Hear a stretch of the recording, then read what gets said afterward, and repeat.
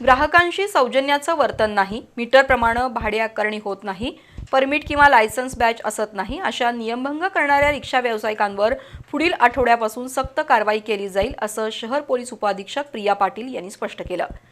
Police उपअधीक्षक कार्यालयात झालेल्या रिक्षा संघटनांच्या बैठकीत त्यांनी हा इशारा दिला। कोल्हापूर शहरातील रिक्षा व्यावसायिकांनी शहर आणि उपनगरात थांबे वाढवून देण्याची मागणी केली आहे। त्या अनुषंगानं गेल्या महिन्यात प्रादेशिक परिवहन कार्यालय, शहर वाहतूक नियंत्रण शाखा आणि महापालिकेच्या वतीनं शहरात रिक्षा थांब्यांसाठी सर्वे झाला, पण पुरेशी जागा नसल्यानं शहरात 3च थांबे मंजूर झाले। त्यानंतर विविध रिक्षा संघटनांनी एकत्रित येऊन बैठक घेण्याची मागणी केली। त्यानुसार शहर पोलीस उपअधीक्षक प्रिया पाटील यांच्या कार्यालयात रिक्षा संघटनांच्या प्रतिनिधींची बैठक झाली।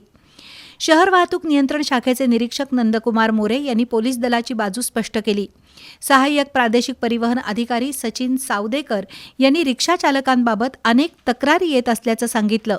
मीटरप्रमाणे भाडे आकारणी करावी, प्रवाशांशी उन्मत्त वर्तन करू नये असं त्यांनी आवाहन केलं। तर रिक्षा संघटनेचे रमेश पवार, सुभाष शेटे, विजय गायकवाड, अविनाश दिंडे यांनी रिक्षा व्यावसायिकांच्या अडचणी स्पष्ट केल्या। तसंच थांबे वाढवून द्यावेत, अनधिकृत व्यवसाय करणाऱ्यांवर कारवाई करावी, शहरातील सर्व सिग्नल सुरळीत करावेत अशा मुद्द्यांकडे लक्ष वेधलं। तर बॅच, युनिफॉर्म, परमिट, वाहन चालवण्याचा परवाना, मीटरप्रमाणे भाडे आकारणी याबाबत पुढील आठवड्यापासून पोलीस दल आणि प्रादेशिक परिवहन कार्यालयाकडून मोहीम राबवली जाईल।